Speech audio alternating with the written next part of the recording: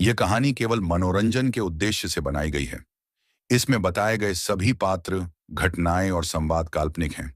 यदि किसी भी जीवित या मृत व्यक्ति या किसी वास्तविक घटना से कोई समानता पाई जाती है, तो वह मात्र संयोग होगा। इस कहानी का उद्देश्य किसी की भावनाओं को आहत करना, भ्रम फैलाना या किसी भी प्रकार की हानि को बढ़ावा देना नहीं है। हम इस कहानी में दिखाए गए किसी भी असुरक्षित, गैरकानूनी या अनुचित गतिविधि को बढ़ावा नहीं देते या समर्थन नहीं करते। आपके सहयोग के लिए धन्यवाद। बैंक खाता 74,280। ट्रांसफर की जानकारी देखते ही राज सिंघानिया का दिल ठंडा पड़ गया। उन्होंने तुरंत विधि पैनल खोला और जैसा सोचा था, पहले कुछ 100 रुपये के सिस्टम फंड्स अब 70,000 रुपये से ज़्यादा हो चुके थे। ये क्या हो रहा है? कंपनी के खाते में अचानक 70,000 रुपये से ज़्यादा क्यों आ गए? राज हैरान थे, लेकिन अभी सोचने का समय नहीं था। सेटलमेंट में बस 10 मिनट से थोड़ा ज़्यादा समय बाकी था। 70,000 रुपये के सिस्टम फंड्स को 10 मिनट में कैसे खर्च किया जाए? कर्मचारियों को बोनस दे दो, हर एक को थोड़ा ज़्यादा। यह विचार आते ही विधि से एक चेतावनी मिली। ये संभव नहीं, तो अब क्या करें? राज का सिर दुखने लगा। समय धीरे धीरे खत्म हो रहा था और वह निराश होकर कुर्सी पर पीछे झुक गए। पहले का खुशमिजाज मूड अब पूरी तरह गायब था। जल्द ही काउंटडाउन खत्म हुआ और विधि सेटलमेंट इंटरफेस पर पहुंच गई। विधि सेटलमेंट शुरू, विधि सेटलमेंट पूरा, फंड्स का रूपांतरण शुरू। फंड्स का रूपांतरण पूरा, सिस्टम फंड्स की पूर्ति शुरू। सिस्टम फंड्स की पूर्ति हो चुकी है, कृपया होस्ट जांच करें। राज ने विधि की आवाज़ सुनी और निराशा के साथ सेटलमेंट के बाद का इंटरफेस खोला। Host Raj Singhania. System funds 40 lakh. निजी संपत्ति 3,872। सेटलमेंट अवधि 1 महीने बाद काउंटडाउन 20 लाख। मेरे 20 लाख बस ऐसे ही चले गए। केवल 3,872 रुपये की निजी संपत्ति देखकर राज के दिल में टीस उठी। कौन था? किसने अचानक 70,000 रुपये ट्रांसफ़र किए? फ़ोन पर ट्रांसफ़र की जानकारी देखकर राज गुस्से से दांत पीसने लगे। सब कुछ ठीक चल रहा था, लेकिन इस अचानक ट्रांसफ़र ने सेटलमेंट को बर्बाद कर दिया। खटखट, दरवाजे पर दस्तक हुई। राज ने ऊपर देखा और उसका जवाब देने का मन नहीं था। अब वह कुछ भी कहना नहीं चाहते थे। खटखट, दरवाजे पर फिर से दस्तक हुई। श्रेया नायर ने उदास दिख रहे मिस्टर राज को देखा और हैरान हुई। अभी कुछ देर पहले तो वह गाना गुनगुना रहे थे, फिर अचानक ऐसा क्या हो गया? थोड़ा सोचकर उन्होंने धीरे से पुकारा, मिस्टर राज, अंदर आओ। श्रेया की आवाज़ और लगातार दस्तक सुनकर राज ने कमज़ोर स्वर में कहा। ऑफिस का दरवाज़ा धीरे से खुला। विक्रम यादव धीरे धीरे अंदर आए, कमरे में राज को देखा और उत्साह से बोले, मिस्टर राज, आपको 70,000 रुपये से ज़्यादा का ट्रांसफ़र मिला ना? विक्रम की बात सुनकर राज थोड़ा सतर्क हुए और उन्हें गौर से देखने लगे। तुमने पैसे ट्रांसफ़र किए? हाँ मिस्टर राज। क्या ऑर्डर की बात नहीं थी? राज ने दांत भींचकर पूछा। उन्हें याद था कि सुबह उन्होंने खास तौर पर कन्फर्म किया था कि कोई ऑर्डर नहीं था। अरे, ये ऑर्डर का पैसा नहीं है, बल्कि गोदाम में जमा कपड़ों को बेचने का पैसा है। विक्रम ने मुस्कुराते हुए समझाया। गोदाम में जमा कपड़े? राज हैरान हुए। उन्हें तो नहीं पता था कि गोदाम में कोई जमा कपड़े हैं। हाँ मिस्टर राज, आपने पहले कहा था कि बिजनेस की जल्दी नहीं करनी चाहिए। बाद में मैंने सोचा, मिस्टर राज, आप शायद इशारा कर रहे थे कि पहले गोदाम के कपड़ों को निपटाना चाहिए। वैसे इस मामले में लोकेश राणा का भी शुक्रिया, वरना मुझे ये ख्याल ही नहीं आता। विक्रम ने खुलकर बात की, बिना ये नोटिस किए कि राज का चेहरा और उदास हो रहा था। मैंने इशारा किया? मैंने कौन सा इशारा किया? ये तो तुम्हारी अपनी कल्पना है, मेरा इससे क्या लेना देना? राज कुछ बोल नहीं पाए। और लोकेश राणा का भी मामला? हाँ मिस्टर राज, मैं आपको बता दूं, इस काम में लोकेश का कम से कम आधा श्रेय है। इन दिनों वह और मैं बाहर जाकर उन जमा कपड़ों को बेच रहे थे। विक्रम ने श्रेय मांगा, मन ही मन सोचते हुए, लोकेश, तुम्हें मुझे धन्यवाद देने की जरूरत नहीं। शानदार। लोकेश, तुमने तो गजब का छिपा खेल खेला। मुझे नहीं पता था कि मेरे आसपास एक गद्दार है और एक छिपा हुआ धोखेबाज भी। राज ने गुस्से में सोचा। विक्रम ने चुपके से देखा और पाया कि मिस्टर राज उतने खुश नहीं थे जितना उन्होंने सोचा था, बल्कि थोड़े नाराज दिख रहे थे। ये क्या बात है? विक्रम हैरान हुए, लेकिन जल्द ही समझ गए। हाँ, गोदाम के जमा कपड़ों को निपटाना मेरा काम था, इसमें तारीफ की क्या बात? मैं थोड़ा ज़्यादा घमंडी हो गया और यहाँ तक कि श्रेय लेने चला आया। विक्रम को जितना सोचा उतना ही शर्मिंदगी महसूस हुई। आखिरकार उनकी प्रैक्टिस अभी पूरी नहीं हुई थी। राज की आंखों को देखकर उन्होंने प्रशंसा भरी नज़रें दिखाईं। मिस्टर राज वाकई मिस्टर राज हैं। मुझे और मेहनत करनी होगी। गोदाम के कपड़े निपटाना तो छोटी बात है, कंपनी के लिए लगातार ऑर्डर लाना असली काम है। ठीक है, मुझे इस मामले की जानकारी है, तुम पहले जाओ। राज ने निराशा से हाथ हिलाया। इस गद्दार को, जिसे निकाला नहीं जा सकता, उसका श्रेय तो याद रखना होगा। वैसे लोकेश राणा वो धोखेबाज भी है। विक्रम के जाने के बाद राज फिर से कुर्सी पर ढह गए। विधि पैनल पर पूरे हुए 40 लाख सिस्टम फंड्स को देखकर उन्हें धीरे धीरे कुछ हिम्मत मिली। एक महीने में अगर वह 40 लाख सिस्टम फंड्स को 4000 तक खर्च कर दे तो वह 40 लाख सिस्टम फंड्स को अपनी निजी संपत्ति में बदल सकते हैं। मिस्टर राज, पता नहीं कब श्रेया नायर एक कप कॉफी ले आईं। खुश और उदास होते मिस्टर राज को देखकर उनके चेहरे पर चिंता उभरी। मिस्टर राज को जरूर कुछ बड़ा झटका लगा है। अरे शुक्रिया। राज ने कॉफी ली, एक घूंट पिया और 40 लाख सिस्टम फंड्स को कैसे खर्च करना है इस पर सोचने लगे। पिछली 2 सेटलमेंट असफलताएं इसलिए हुई क्योंकि कर्मचारी बहुत काबिल थे, तो इस बार ऐसी गलती से बचना होगा। विक्रम और लोकेश पहले से ही कंपनी में थे और उनका कुछ नहीं किया जा सकता, लेकिन नए कर्मचारियों को वह खुद ध्यान से चुन सकते हैं। ये सोचकर उन्होंने श्रेया की ओर देखा। श्रेया, भर्ती का काम कैसा चल रहा है? कुछ दिन पहले उन्होंने श्रेया से कहा था कि कंपनी को भर्ती सॉफ्टवेयर पर रजिस्टर करवाएं और वहां से लोगों को भर्ती करें, लेकिन पता नहीं ये काम हुआ या नहीं। हो गया। कई रिज्यूमे मेलबॉक्स में आ चुके हैं, लेकिन स्क्रीनिंग नोटिफिकेशन अभी नहीं किया गया। श्रेया ने जल्दी से जवाब दिया। ये सुनकर राज की आंखें चमकीं। सेटलमेंट की सफलता की ओर पहला कदम भर्ती से शुरू होगा। ये तो बहुत अच्छा है। उन रिज्यूमे की एक कॉपी मुझे भेजो, मैं खुद स्क्रीनिंग करूंगा। ठीक है मिस्टर राज, श्रेया ने जवाब दिया और अपने मेल बॉक्स से रिज्यूमे राज को भेज दिए। राज ने कई रिज्यूमे देखे और एक को रैंडमली खोला। सेल्स के लिए आवेदन, 10 साल का सेल्स अनुभव। नहीं, विक्रम के होने से पहले ही बिजनेस की वजह से सिरदर्द है और एक और लाएंगे तो खुद की मुसीबत बढ़ेगी। ये नहीं चलेगा। सेल्स के लिए आवेदन, फ्रेश ग्रेजुएट, कोई सेल्स अनुभव नहीं। नाम उदय वर्मा। गुण मेहनती, मुश्किलों से नहीं डरता, सकारात्मक रवैया। कोई सेल्स अनुभव नहीं। ये वही टैलेंट है जिसकी मुझे जरूरत है। रहा सवाल उन गुणों का, तो राज ने उन्हें नज़रअंदाज कर दिया। मेहनती और मुश्किलों से नहीं डरना। उन्हें याद नहीं कि पिछले जन्म में उन्होंने कितनी बार ऐसे रिज्यूमे भेजे थे। बस इसलिए क्योंकि कोई खास गुण नहीं सूझा तो कुछ वाक्य लिखकर काम चला लिया। थोड़ी देर में राज ने सारे रिज्यूमे पढ़ लिए, कुछ पसंदीदा रखे और उन्हें फिर से श्रेया को भेज दिया। श्रेया, चुने हुए रिज्यूमे तुम्हें भेज दिए हैं। लिस्ट के हिसाब से नोटिफिकेशन भेज दो। ये सुनकर श्रेया ने उत्सुकता से वापस भेजे गए रिज्यूमे देखे। पता नहीं मिस्टर राज ने कौन से रिज्यूमे चुने, शायद अनुभवी लोगों के होंगे। आखिर वही कर्मचारी कंपनी के लिए जल्दी फायदा ला सकते हैं। उत्सुकता से उन्होंने मिस्टर राज के चुने हुए रिज्यूमे खोले। श्रेया का चेहरा धीरे धीरे अजीब हो गया। भेजे गए रिज्यूमे सभी बिना अनुभव वालों के थे। क्या मिस्टर राज ने गलती से रिज्यूमे भेज दिए और रिजेक्ट किए हुए भेज दिए? हैरान होकर उन्होंने पूछा, मिस्टर राज, क्या आपने गलत रिज्यूमे भेज दिए? ये सारे रिज्यूमे तो बिना अनुभव वालों के हैं। अरे नहीं, ये नई कंपनी है, नया माहौल। ऐसे बिना अनुभव वाले कर्मचारियों को लेकर उन्हें शुरू से ट्रेन करके ही वे पूरी तरह कंपनी में घुल मिल सकते हैं और कंपनी का हिस्सा बन सकते हैं। राज ने गंभीरता से कहा। श्रेया ने सुनकर धीरे से सिर हिलाया। उन्हें लगा कि बात में कुछ दम है। उन्होंने एक एक करके रिज्यूमे के ईमेल परतों पर जवाब देना शुरू किया। उन्हें अगले दिन इंटरव्यू के लिए कंपनी बुलाया। 2 दिन बीत गए। कंपनी की भर्ती बहुत आसानी से हो गई और कंपनी की ज़्यादातर पोस्ट्स पर लोग आ गए। राज कुर्सी पर पीछे झुके सोच रहे थे कि सिस्टम फंड्स को जल्दी कैसे खर्च करें। हालांकि इस सेटलमेंट साइकिल के लिए 1 महीना दिया गया था, लेकिन सिस्टम फंड्स भी 2 गुने हो गए थे, 20 लाख से 40 लाख। इसलिए उन्हें पैसे खर्च करने के और तरीके चाहिए थे। तभी राज के दिमाग में अचानक एक आवाज़ गूंजी। पता चला कि होस्ट की कंपनी में स्टाफिंग 70% पूरी हो गई है। Side quest unlock. Side quest, एक और कंपनी का मालिक बने, क्षेत्र मौजूदा कंपनी से अलग होना चाहिए। टास्क सफल, समानांतर दुनिया से एक रैंडम काम का इनाम, ऐसा काम जो इस दुनिया में नहीं है। क्या मैं अब एक और कंपनी का मालिक बन सकता हूँ? राज ने विधि की आवाज़ सुनी और उनका चेहरा खुशी से चमक उठा। पहले उनके दिमाग में ये आइडिया था कि लगातार कंपनियां खोलकर सिस्टम फंड्स खर्च करें, लेकिन आखिरी बार ऐसा करना नियमों के खिलाफ था। लेकिन अब जब वह दूसरी कंपनी का मालिक बन सकते हैं तो नई कंपनी से सिस्टम फंड्स खर्च कर सकते हैं। कंपनी की बात करें, नई कंपनी रजिस्टर करने में 1 महीना लगेगा, लेकिन सिस्टम फंड्स खर्च करने के लिए इतना समय नहीं है। लगता है कंपनी ट्रेडिंग प्लेटफॉर्म से ही कंपनी खरीदनी पड़ेगी। और कंपनी ट्रेडिंग प्लेटफॉर्म पर कंपनी बेचने का मतलब ज़्यादातर ये होता है कि कंपनी दिवालिया होने की कगार पर है या लगातार घाटे में चल रही है।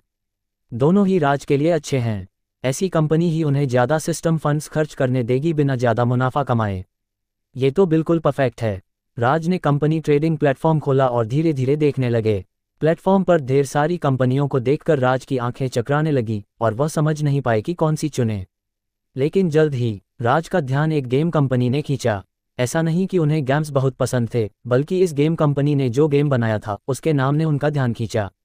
चंद्रयान। परिचित नाम देखकर राज को तुरंत वो सीन याद आ गया जब गेम में एक अमीर यूजर ने उन्हें हराया था और उनका मजाक उड़ाया था। उनके दिमाग में एक शानदार आइडिया आया। अगर वह इस कंपनी को खरीद लें तो कंपनी के विशेषाधिकारों का इस्तेमाल करके अपने लिए कुछ उपकरण ले सकते हैं। फिर गेम में वह जो चाहें कर सकते हैं। राज ने पहले ही कल्पना कर ली थी कि वह उन अमीर खिलाड़ियों को कैसे हराएंगे। तुम्हारे पैसे का क्या मतलब? मेरे पास बैक स्टेज है। उन्होंने कंपनी की खरीद कीमत देखी। 15 लाख। बुरा नहीं, अगर वह इस कंपनी को खरीद लें तो एक बार में 15 लाख सिस्टम फंड्स खर्च हो जाएंगे और गेम में बदला भी लिया जा सकता है। दोनों दुनिया की जीत क्यों ना हो, यही ले लेंगे। राज ने तुरंत कंपनी खरीदने का फैसला किया। लेकिन कंपनी खरीदने के लिए प्रोफेशनल की मदद लेनी होगी और कुछ पैसे खर्च करने होंगे। पिछली बार चांदनी टेक्सटाइल मिल्स खरीदने में मदद करने वाली तान्या शर्मा अच्छी थी और वह किसी और को लेने का इरादा नहीं रखते थे। ये सोचकर उन्होंने फ़ोन निकाला, तान्या का नंबर ढूंढा और सीधे कॉल कर दी। धर्म एडवोकेट्स। वकील विशाल, मुझे डर है कि मैं ये केस नहीं संभाल सकती। तान्या शर्मा ने फोल्डर बंद किया और उसे टेबल पर रख दिया, सामने सूट में बैठे मध्यम आयु के आदमी को असहज नजरों से देखते हुए। तान्या, अभी फर्म के कई सीनियर वकील अपने केसों में व्यस्त हैं और खाली नहीं हो सकते।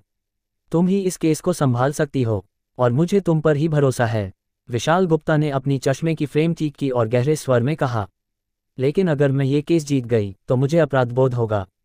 तान्या अडिग रही। वह दूसरों को ये केस लेने से नहीं रोक सकती थी, लेकिन वह अपनी अंतरात्मा के खिलाफ कुछ नहीं करेंगी। उन्होंने वकील का पेशा इसलिए चुना था ताकि अन्याय के खिलाफ न्याय दिला सकें, न कि अमीरों के लिए हथियार बने। मध्यम आयु के आदमी का चेहरा सख्त हो गया और वह गंभीरता से बोले। तान्या, तुम्हारा दिल साफ है, ये मैं समझता हूँ, लेकिन कृपया मौके को समझो। तुम अभी फर्म में काम कर रही हो और तुम्हारा सारा काम फर्म की व्यवस्था के हिसाब से होगा। वहाँ का नियोक्ता कोई साधारण नहीं है। अगर तुम ये केस जीत गई तो फर्म को भविष्य में एक बड़ा प्रायोजक मिल सकता है। इसलिए तुम्हें ये केस लेना ही होगा, चाहो या न चाहो। अपने भविष्य को एक पल के न्याय के लिए दांव पर मत डालो। तान्या कुछ कहना चाहती थी, लेकिन सामने वाले ने उन्हें बोलने का मौका नहीं दिया और सीधे उठकर चले गए। डेस्कटॉप पर रखी जानकारी को देखकर तान्या का चेहरा बार बार बदल रहा था। जब वह हिचकिचा रही थी तभी फोन की घंटी बजी। राज सिंघानिया। फोन पर कॉलर आईडी देखकर तान्या हैरान हुई। हालांकि करीब 1 महीना बीत चुका था, फिर भी राज की छवि उनके दिमाग में ताज़ा थी। कर्मचारियों को पहले से तनख्वाह देने की उनकी हरकत को सोचकर वह अभी भी हैरान थी। पता नहीं इस समय वह क्यों कॉल कर रहे थे। क्या कंपनी को कोई कानूनी विवाद हुआ? शक के साथ उन्होंने फ़ोन उठाया। वकील तान्या, मैंने आपको परेशान तो नहीं किया? फ़ोन से राज की विनम्र आवाज़ आई। कोई बात नहीं। क्या मिस्टर राज को कोई कानूनी मसला हुआ? अरे, कोई कानूनी मसला नहीं है। मैं एक कंपनी खरीदना चाहता हूं और चाहता हूं कि आप इसमें मेरी मदद करें। तान्या सुनकर हैरान रह गईं। अगर उन्हें सही याद है तो राज ने पिछली कंपनी खरीदे अभी 1 महीना भी नहीं हुआ और अब वह दूसरी कंपनी खरीदना चाहते हैं। ये कैसा ऑपरेशन है? तान्या वाकई समझ नहीं पाई कि राज क्या करना चाहते हैं, लेकिन जब उन्होंने उनसे कुछ मांगा तो ये कोई बड़ा काम नहीं था और ज़्यादा समय भी नहीं लेगा। उन्होंने मना नहीं किया और उन्हें ये भी उत्सुकता थी कि इस बार राज कौन सी कंपनी खरीदने वाले हैं। ठीक है मिस्टर राज, जिस कंपनी को आप खरीदना चाहते हैं उसका नाम मुझे दे दीजिए, मैं पहले उसकी जानकारी निकालूंगी फिर आपको जवाब दूंगी। फ़ोन कट गया। थोड़ी देर बाद तान्या के फ़ोन पर राज से कंपनी का नाम आ गया। तान्या ने कंप्यूटर ऑन किया और सर्च सॉफ्टवेयर के जरिए कंपनी की मौजूदा स्थिति की पुष्टि करने लगी। जल्द ही जानकारी कंप्यूटर स्क्रीन पर दिखाई दी। सारी जानकारी पढ़ने के बाद तान्या पूरी तरह हैरान रह गईं। ये एक और घाटे वाली कंपनी, और इस बार तो हालत और ख़राब है। अगर कंपनी को कोई खरीदार या निवेशक नहीं मिला तो शायद जल्द ही दिवालिया हो जाएगी। क्या मिस्टर राज को कोई खास शौक है? हर बार ऐसी कंपनियां ही क्यों खरीदते हैं? मिस्टर राज, अब कंपनी की ज़्यादातर पोस्ट्स भर गई हैं, लेकिन अब एक समस्या है, मौजूदा ऑफिस पर्याप्त नहीं है। श्रेया ने देखा कि राज ने फ़ोन रख दिया तो वह सीधे उनके पास गईं। मैं इसका हल निकालता हूँ। राज सोच में पड़ गए। अब ऑफिस पहली मंजिल पर हैं और दूसरी मंजिल की कई कमरे कर्मचारी डॉमेट्री हैं। अगर कर्मचारी डॉमेट्री को खाली करके ऑफिस बना दिया जाए तो जगह पूरी हो जाएगी। लेकिन जो कर्मचारी बाहर जाएंगे उनका क्या? राज ने सिर झुकाकर सोचा, फिर जल्दी से सिर उठाया। अगर कर्मचारियों के पास रहने की जगह नहीं है तो नई जगह ढूंढ लो। मुझे याद है कि कैंटीन के बगल और पीछे एक खाली 2 मंजिला वर्कशॉप है। हर मंजिल का क्षेत्रफल करीब 160 वर्ग मीटर है। इसे किराए पर लेकर कर्मचारी डॉर्मेट्री में बदल सकते हैं। और चाहे वर्कशॉप किराए पर लेना हो, ऑफिस रिनोवेट करना हो या डॉर्मेट्री बनाना हो, हर चीज़ में पैसे खर्च होंगे। अगर अच्छे से हैंडल किया तो ढेर सारे सिस्टम फंड्स खर्च हो सकते हैं। ये सोचकर उन्होंने चांदनी इंडस्ट्रियल एस्टेट के मैनेजर महेश अय्यर को फ़ोन लगाया। कॉल कनेक्ट हुई। राज ने संक्षेप में वर्कशॉप किराए पर लेने का इरादा बताया। हा मिस्टर राज, ये तो आसान बात है। फ़ोन से महेश की उत्साही और दिल खोलकर हंसी आई। पिछली बार वर्कशॉप किराए पर देने की सफलता की बुनियाद पर दोनों ने जल्दी ही कीमत तय कर ली। 2 साल के लिए 4.5 लाख और कल कॉन्ट्रैक्ट साइन होगा। हो गया। ऊपर की कर्मचारी डॉर्मेट्री को ऑफिस में बदल दो। डॉर्मेट्री के लिए मैंने एक नया वर्कशॉप किराए पर लिया है, उसे कर्मचारी डॉर्मेट्री में रिनोवेट करेंगे। राज आराम से कुर्सी पर पीछे झुके और पास आई श्रेया से बोले। अब कंपनी खरीदने में 15 लाख, नए वर्कशॉप का किराया और कानूनी फीस मिलाकर पूरे 20 लाख खर्च हो चुके हैं। 40 लाख खर्च करने का आधा रास्ता तय हो गया। जब नई कंपनी खरीद ली जाएगी तो बाकी 20 लाख खर्च करना आसान होगा। श्रेया ने राज का तरीका सुनकर जल्दी ही एक समस्या समझी। लेकिन मिस्टर राज, अगर हम अब डॉर्मेट्री को ऑफिस में बदल देंगे तो वहां रहने वालों के पास रहने की जगह नहीं होगी। लेकिन अगर ऑफिस नहीं बदला तो नए भर्ती किए कर्मचारियों के लिए काम करने की जगह नहीं होगी। ऐसा करते हैं, फाइनेंस अकाउंटिंग वालों को अभी घर से काम करने को कहो। जैसे ही ऑफिस और डॉर्मेट्री तैयार होंगे वे कंपनी में काम करने आ सकते हैं। राज को एक आइडिया आया और उन्होंने ये तरीका बताया। वैसे भी इन लोगों को भर्ती करने का उनका मकसद काम करवाना नहीं था, बल्कि हर अतिरिक्त कर्मचारी के साथ एक और तनख्वाह खर्च करना था। इसलिए उन्हें फर्क नहीं पड़ता कि कर्मचारी घर से काम करें या कंपनी में आएं। मिस्टर राज, क्या ये ठीक रहेगा? श्रेया ने सुनकर थोड़ा हिचकिचाहट दिखाई। वह जानती थी कि कुछ प्रोफेशन में घर से काम हो सकता है, लेकिन फाइनेंस जैसे प्रोफेशन में घर से काम की बात उन्होंने कभी नहीं सुनी। कैसे भी सोचें, ये थोड़ा अविश्वसनीय लगता है। क्यों नहीं, हमें अपने कर्मचारियों पर भरोसा करना चाहिए। राज ने गंभीरता से कहा। ठीक है, फिर मैं उन्हें सूचित करती हूँ। ये देखकर श्रेया समझ गई कि मिस्टर राज ने फैसला कर लिया है, तो उन्होंने इसे बदलने का इरादा नहीं किया। रुक जाओ, राज को कुछ याद आया और उन्होंने जाने वाली श्रेया को रोका। अगर घर से काम करेंगे तो शायद खाना खुद बनाना पड़ेगा। इसलिए घर से काम करने की अवधि में कंपनी हर महीने 1500 रुपये का खाना भत्ता देगी। थोड़ा थोड़ा करके बहुत हो जाता है। वह पैसे खर्च करने का कोई मौका नहीं छोड़ते। श्रेया सुनकर हैरान रह गईं। उन्होंने पहले कभी नहीं सुना था कि कोई कंपनी ऐसा करती हो। घर से काम करो और फिर खाने का भत्ता भी दो। अरे, तुम्हें क्या लगता है ये कंपनी भरोसेमंद है? भर्ती की सोच रहे हैं लेकिन काम की जगह का इंतजाम नहीं किया। पता नहीं, लेकिन हमने कॉन्ट्रैक्ट साइन कर लिया है और बॉस ने तो कर्मचारियों की तनख्वाह पहले ही दे दी। ये तो काफ़ी भरोसेमंद लगता है। कर्मचारियों को पहले तनख्वाह देने वाली कंपनी मैंने तो पहली बार देखी। देखते हैं, कंपनी ने हमें भर्ती किया है तो हमें बेकार बैठने तो नहीं देगी। हॉल के कोने में 2 नई महिला कर्मचारी धीरे धीरे बात कर रही थीं। वे कल इंटरव्यू के लिए आई थीं, एक फाइनेंस की थी और दूसरी कैशियर। आज काम का पहला दिन था, लेकिन कंपनी पहुंचने पर उन्हें पता चला कि कंपनी ने उनके लिए वर्कस्टेशन तैयार नहीं किए। तुम लोग यहाँ हो। श्रेया ऑफिस से निकली, हॉल में चारों ओर देखा और हॉल के कोने में दोनों को देख लिया। हेलो असिस्टेंट श्रेया, हमारा काम कैसा चल रहा है? जोया मेनन और जुबिन चावला ने श्रेया को आते देखा और जल्दी से खड़े हो गए। श्रेया ने मुस्कुराकर सिर हिलाया, दोनों की घबराहट देखकर धीरे से बोली। मिस्टर राज ने फैसला किया है कि कंपनी में काम की जगह की कमी की वजह से तुम दोनों को अभी अस्थायी तौर पर घर से काम करना होगा। घर से काम? जोया और जुबिन हैरान रह गईं और उन्हें लगा कि उन्होंने गलत सुना। काम के पहले दिन ही घर से काम करने की सूचना? ये कैसा ऑपरेशन है? हाँ, अभी कंपनी में काम की जगह की कमी है, इसलिए तुम्हें अस्थायी तौर पर घर से काम करना होगा। उस समय कोई काम होगा तो मैं तुम्हें फ़ोन से सूचित करूंगी। लेकिन चिंता मत करो, घर से काम करना सिर्फ अस्थायी है। जैसे ही ऊपर का ऑफिस बनकर तैयार होगा तुम कंपनी में काम करने आ सकती हो। श्रेया ने गंभीरता से समझाया। जोया और जुबिन ने एक दूसरे को देखा और आखिर में एक साथ सिर हिलाया। ठीक है असिस्टेंट श्रेया। वैसे मिस्टर राज ने सोचा कि घर से काम करने में तुम्हें अपने खाने का खर्चा खुद उठाना होगा, इसलिए कंपनी हर महीने 1500 रुपये का खाना भत्ता देगी। श्रेया ने सारी बातें समझाकर सीधे चली गईं। जोया और दोनों वहां मुंह खोले खड़ी रह गईं। काफी देर बाद जुबिन ने हिचकिचाते हुए कहा, जोया दी, क्यों लगता है कि इस कंपनी में कुछ गड़बड़ है? हम वाकई में थोड़ा अजीब है। जोया ने सहमति में सिर हिलाया। न सिर्फ घर से काम बल्कि खाने का भत्ता भी। और वो भी कोई कुछ 100 रुपये नहीं, बल्कि पूरे 1500 रुपये। वह सोचने लगी, क्या वाकई में इतनी अच्छी कंपनी होती है। जुबिन ने सुनकर तुरंत पीछे हटने की सोची। तो अब क्या करें, कल काम पर जाना है। पता नहीं, जोया ने सिर हिलाया। उन्हें बस इतना लगा कि ये कंपनी थोड़ी अलग है, लेकिन ये कोई धोखाधड़ी वाली कंपनी नहीं लगती। आखिर वर्कशॉप वहाँ मौजूद है और वर्कशॉप में कर्मचारी काम कर रहे हैं। ऐसा तो नहीं कि सिर्फ उन दोनों को धोखा देने के लिए सारे कर्मचारी एक्ट हों। डिंग डोंग, दोनों के हिचकिचाने के बीच उनके फ़ोन एक के बाद एक बजे। जोया ने अनायास फ़ोन निकाला और देखा, लेकिन अगले ही पल हैरान रह गई। वो एक ट्रांसफ़र मैसेज था। जोया मेनन ने तुरंत समझ लिया कि 1500 रुपये का ट्रांसफ़र वह भोजन भत्ता था जिसका जिक्र सहायक श्रेया नायर ने अभी किया था। लिंक दी, लगता है भोजन भत्ते का पैसा मेरे खाते में आ गया है। संदेश पढ़ने के बाद जुबिन चावला ने सिर उठाकर कहा, ज़्यादा मत सोचो, कल से घर से काम शुरू कर देना। जोया मेनन ने तुरंत फैसला ले लिया, क्योंकि उसे सचमुच समझ नहीं आ रहा था कि कंपनी उसे किस बात में धोखा दे सकती है। पैसा नहीं, ऐसा नहीं हो सकता। आखिरकार उनकी तनख्वाह और भोजन भत्ता पहले ही अग्रिम में दे दिया गया था।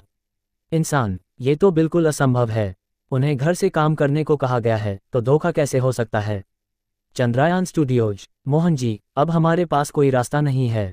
तियानलोन गेम में लगातार कई बदलाव किए गए, लेकिन फिर भी खिलाड़ियों की संख्या में भारी कमी आई है। आजकल गेम की ज़्यादातर कमाई उन अमीर खिलाड़ियों के रिचार्ज से आ रही है। जुबिन रॉय निराश होकर सोफे पर बैठे थे। तियानलोन गेम कभी कंपनी का सबसे बड़ा हथियार था। ये गेमिंग जगत में बेहद लोकप्रिय था और कंपनी की आय का मुख्य स्रोत भी था। लेकिन पिछले 2 सालों में कंपनी ने कुछ गलत फैसले लिए और मुनाफे के लिए गेम में ढेर सारे महंगे हथियार डाल दिए, जिससे गेम का संतुलन बिगड़ गया। इसके चलते निम्न और मध्यम स्तर के खिलाड़ियों का गेमिंग अनुभव बहुत खराब हो गया और उन्होंने गेम छोड़ दिया। जब तक कंपनी को इसकी गंभीरता समझ आई, तब तक गेम की साख गिर चुकी थी और सुधार करने में बहुत देर हो चुकी थी। इस तरह के गेम में वे अकेले नहीं थे और खोए हुए खिलाड़ियों को वापस लाना लगभग असंभव था। कंपनी का सबसे बड़ा गेम अब अपने शिखर से गिर चुका था और नए गेम की कमी के कारण कंपनी की आय नकारात्मक खर्चों की स्थिति में पहुंच गई थी। पिछले साल एक नए गेम पर भारी निवेश किया गया था, लेकिन उसका प्रदर्शन बहुत खराब रहा। उस गेम की आय केवल मौजूदा गेम को चलाने के लिए पर्याप्त थी। समय बीतने के साथ कंपनी की पूंजी तेजी से तंगहाली की स्थिति में पहुंच गई। अब अगर कोई कंपनी को खरीदने वाला नहीं मिला तो जल्द ही दिवालिया घोषित करना पड़ सकता था। मोहन लाल ने अपनी भौहें जोर से मसलीं। वे पिछले कुछ दिनों से इस मामले पर ध्यान दे रहे थे, लेकिन अब कुछ भी सुधारना संभव नहीं था। कोई और रास्ता नहीं है। अब बस यही उम्मीद है कि कंपनी के ट्रेडिंग प्लेटफॉर्म पर कोई खरीदार मिल जाए, वरना। वे बीच में रुक गए। अंत में उनकी बात एक लंबी सांस में बदल गई। जुबिन रॉय ने भी सांस भरी। भले ही मोहन जी ने पूरी बात नहीं कही, लेकिन वे समझ गए कि आगे क्या होने वाला था। कुछ और नहीं, बस दिवालियापन जैसे शब्द। पता नहीं कोई खरीदेगा भी या नहीं। कंपनी का ऑफर ट्रेडिंग प्लेटफॉर्म पर काफी समय से था, लेकिन अभी तक कोई खरीदार नहीं मिला था। अगले दिन चांदनी टेक्सटाइल मिल्स कार्यालय। राज जी, सौदा पक्का। महेश अय्यर ने नया हस्ताक्षरित अनुबंध बंद किया और राज सिंघानिया के साथ उत्साह से हाथ मिलाया। 1 महीने से भी कम समय में राज ने उनसे 2 वर्कशॉप किराए पर लिए थे, जिससे वे उनके लिए एक बड़े ग्राहक बन गए थे। महेश को इस मामले में कोई लापरवाही नहीं बरतनी थी। सौदा पक्का, राज ने मुस्कुराते हुए जवाब दिया और तुरंत 4,50,000 रुपये का किराया महेश के खाते में ट्रांसफर कर दिया। महेश ने ट्रांसफर की जानकारी देखी और उनकी मुस्कान और चमक उठी। वे इतने सालों से पाक मैनेजर थे और राज निस्संदेह उनके सबसे खुशहाल ग्राहक थे। महेश के जाने के बाद राज अपनी कुर्सी पर बैठे और थोड़ा आराम करने की सोच रहे थे। तभी तान्या शर्मा का फोन आ गया। ये देखते ही राज ने तुरंत फोन उठाया। वकील तान्या, जिस कंपनी को खरीदने की बात थी उसका क्या हुआ? क्या हम उसे खरीद सकते हैं? हाँ, खरीदा जा सकता है, लेकिन कुछ बारीकियों को मैं आपको व्यक्तिगत रूप से समझाना चाहती हूँ। ठीक है, चलिए पिछले वाली चाय और चर्चा में मिलते हैं और बात करते हैं। राज ने तुरंत जवाब दिया। फोन काटकर वे श्रेया नायर को साथ लेकर यशवी देसाई को गाड़ी चलाने के लिए कहकर चाय और चर्चा की ओर निकल पड़े। चाय और चर्चा। वकील तान्या, आपको ज्यादा इंतजार तो नहीं करना पड़ा। चाय और चर्चा में पहुंचकर राज ने तुरंत तान्या शर्मा को ढूंढ लिया और श्रेया के साथ उनके पास चले गए। यशवी देसाई को उन्होंने गाड़ी में इंतजार करने को कहा। नहीं, मैं अभी अभी पहुंची हूं। तान्या ने राज को आते देखकर खड़े होकर मुस्कुराते हुए कहा, लेकिन जल्द ही उनकी नज़र राज के पीछे खड़ी श्रेया पर पड़ी और उनके चेहरे पर हैरानी छा गई। क्या ये राज की प्रेमिका हो सकती है? राज ने तान्या की नज़र देखी और परिचय कराया। यह मेरी नई सहायक श्रेया नायर हैं और यह है तान्या शर्मा, वकील तान्या। ये सुनकर श्रेया ने तुरंत विनम्रता से अभिवादन किया। तान्या ने मुस्कुराकर जवाब दिया, लेकिन राज को अजीब नज़रों से देखने लगीं। 2030 लोगों वाली कंपनी में सहायक रखना। राज के इरादे कुछ और ही लग रहे थे। वकील तान्या, आप क्या पीना पसंद करेंगी? बैठने के बाद राज ने पूछा। कुछ भी चलेगा, तान्या ने शांत स्वर में कहा। ये सुनकर राज ने वेटर को चाय और चर्चा की खास कॉफ़ी के 3 कप ऑर्डर करने को कहा।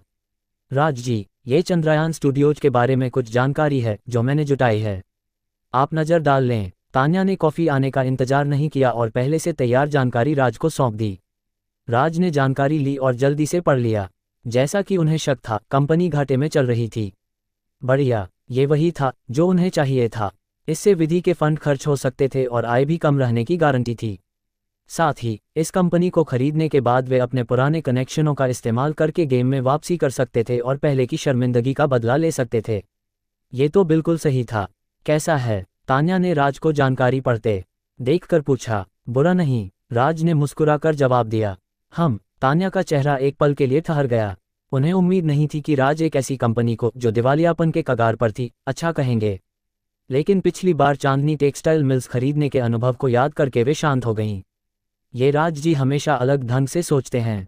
थोड़ा सोचने के बाद उन्होंने अपनी चिंता जाहिर की।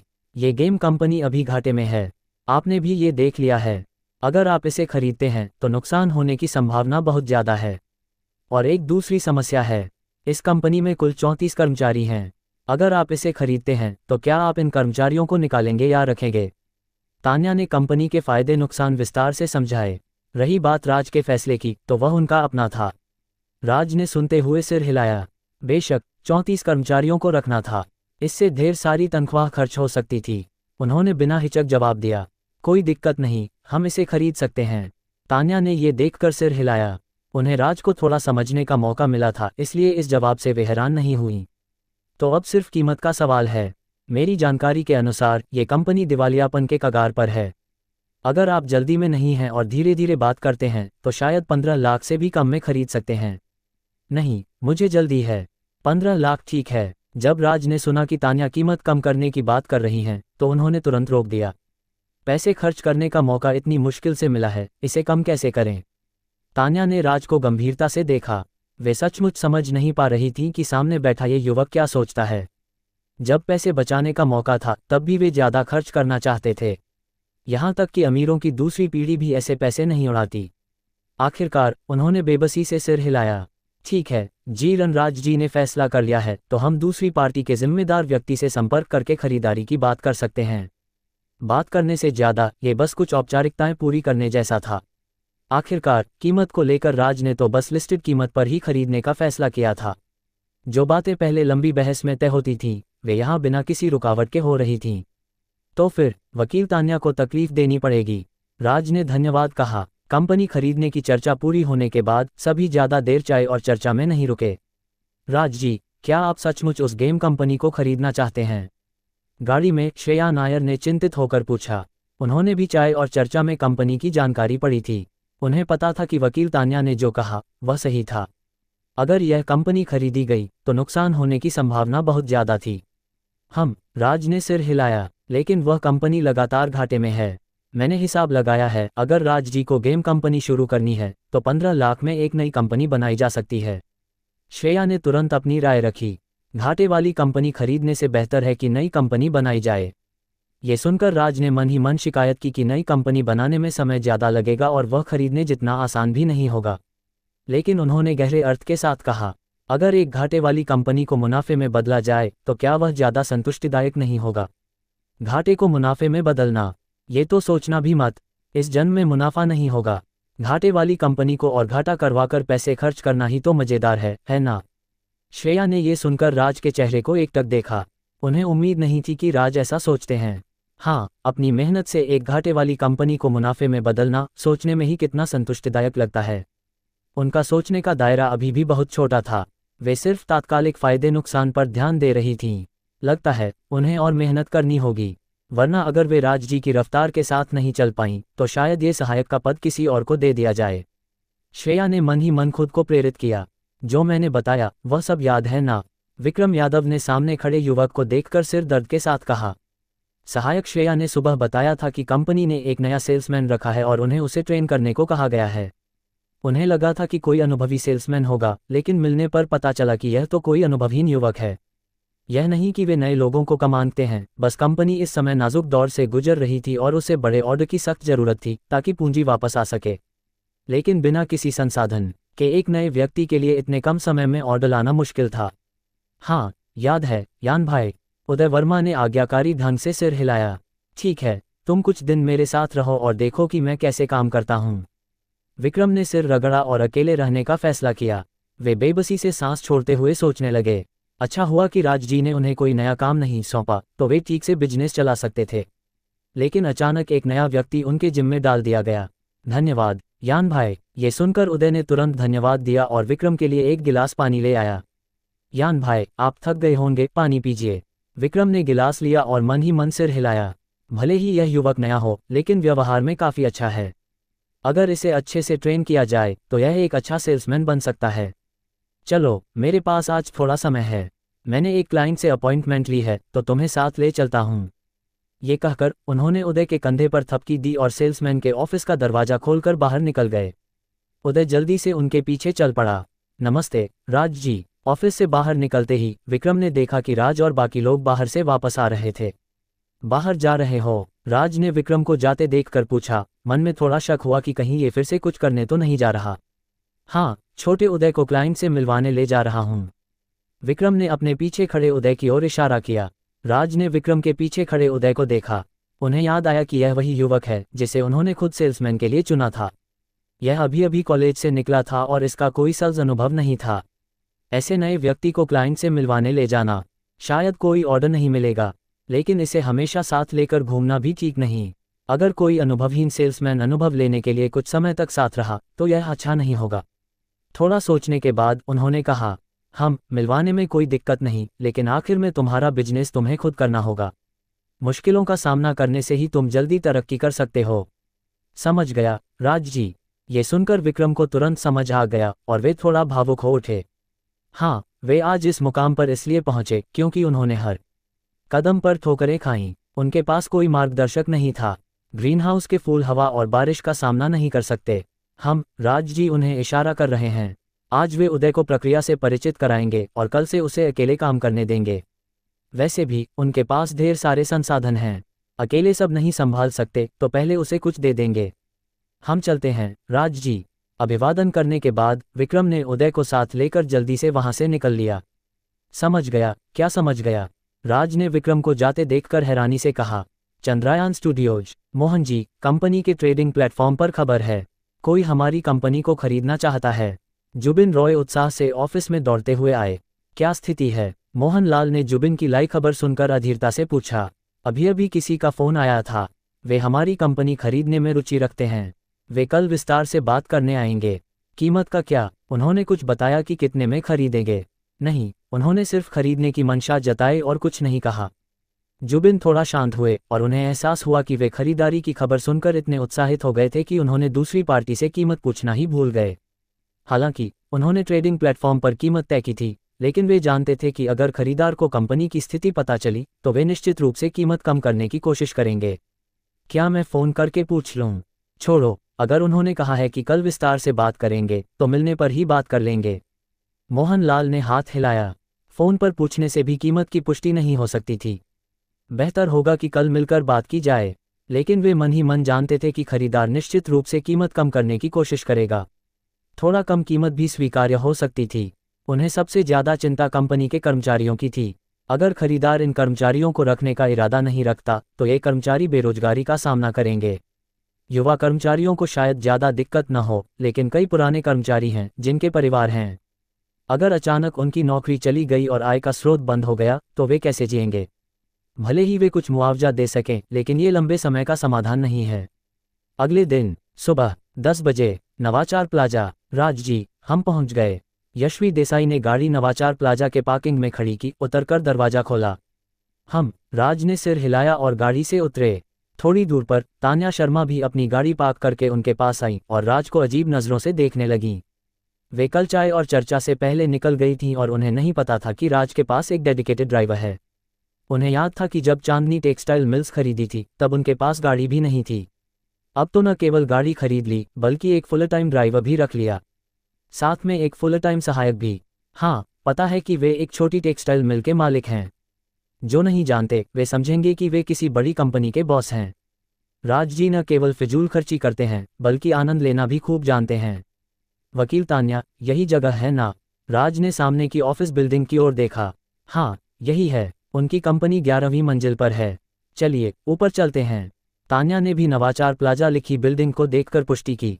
नवाचार प्लाजा, 11वीं मंजिल, चंद्रयान स्टूडियोज। मोहन जी, सब कुछ साफ सुथरा कर लिया गया है, एकदम चमक रहा है। एक कर्मचारी मोहनलाल के पास आया और जल्दी से बोला। मोहन ने पूरे कंपनी के माहौल को देखा। इस समय कंपनी पहले से कहीं ज्यादा साफ थी, कर्मचारियों के वर्कस्टेशन तक शामिल थे। उन्होंने धीरे से सिर हिलाया।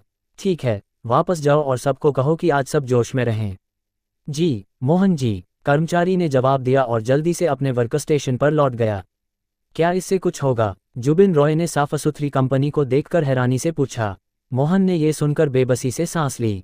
कौन जानता है, लेकिन जितना कर सकते हैं उतना करें। कुछ न करने से बेहतर है। थोड़ा और करने से खरीदार पर अच्छा प्रभाव पड़ सकता है और शायद बाद में शर्तों पर बात करना आसान हो। उम्मीद है, जुबिन ने आशा भरे स्वर में कहा, लेकिन मन में उन्हें कोई उम्मीद नहीं थी। समय देखो, वे लोग अब आने वाले होंगे। चलो बाहर उनका स्वागत करते हैं। मोहन ने हाथ उठाकर अपनी घड़ी देखी। जब उन्हें लगा कि नियत समय हो गया है, वे सीधे बाहर निकल गए।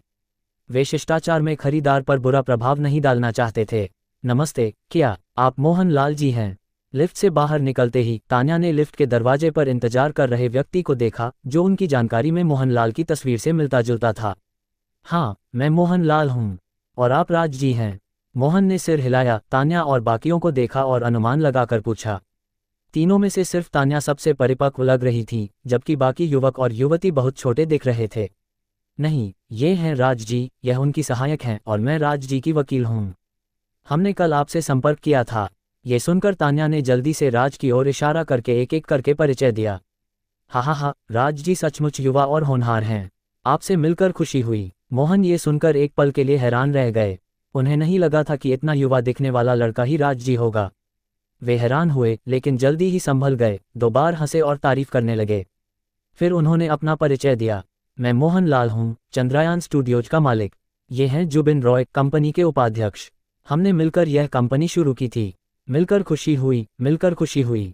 राज ने सिर हिलाया, मुस्कुराकर जवाब दिया और फिर सीधे मुद्दे पर आए। शिष्टाचार की बातें छोड़िए, चलिए खरीदारी की बात जल्दी शुरू करते हैं। वे यहाँ सिर्फ पैसे खर्च करने आए थे और इन बनावटी शिष्टाचार में उनकी कोई रुचि नहीं थी। मोहन ने यह सुनकर अपनी मुस्कान थोड़ी कम की और उनका दिल हल्का सा बैठ गया। राज जी भले ही युवा दिखते हों, लेकिन उनका व्यवहार तेज और निर्णायक था। वे कुछ शिष्टाचार की बातें करके माहौल बनाना चाहते थे, लेकिन राज जी ने उन्हें मौका ही नहीं दिया। मिलते ही सीधे मुद्दे पर आ गए। लगता है राज जी यहाँ कीमत को जमकर कम करने आए हैं। मोहन के मन में चिंता थी, लेकिन चेहरे पर वे अभी भी हंसमुख दिख रहे थे। तो चलिए कंपनी में जाकर बात करते हैं, मेरे साथ आइए। ये कहकर उन्होंने रास्ता दिखाना शुरू किया। राज जी, हमारी कंपनी यहीं है। कंपनी के दरवाजे पर पहुंचकर मोहन ने कंपनी के नाम की तख्ती की ओर इशारा करके परिचय दिया। कंपनी में घुसते हुए उन्होंने परिचय जारी रखा। ये कर्मचारियों का चाय कक्ष है। रोजाना ब्रेक के दौरान यहाँ चाय पीने और बातचीत करने आ सकते हैं। राज ने चाय कक्ष को देखा। वहाँ सिर्फ 2 ग्लास के गोल टेबल और एक गर्म पानी का केतली थी। बहुत सादा था। वे मन ही मन हिसाब लगाने लगे। ये चाय कक्ष बहुत सादा है। इसे खरीदने के बाद यहाँ एक कॉफ़ी मशीन, स्नैक कैबिनेट वगैरह डाला जा सकता है। हाँ, ये पैसे खर्च करने की जगह है। राज जी, ये कर्मचारियों का ऑफिस क्षेत्र है।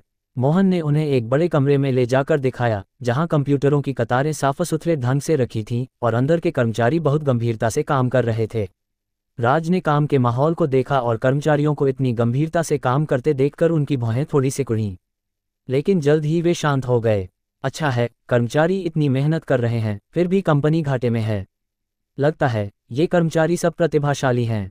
इन्हें जरूर रखना होगा ताकि ये मेहनत करके कंपनी का घाटा और बढ़ाएं। और ये टेबल, कुर्सियां और कंप्यूटर तो बहुत पुराने हैं। लगता है इन्हें भी नए से बदलना होगा।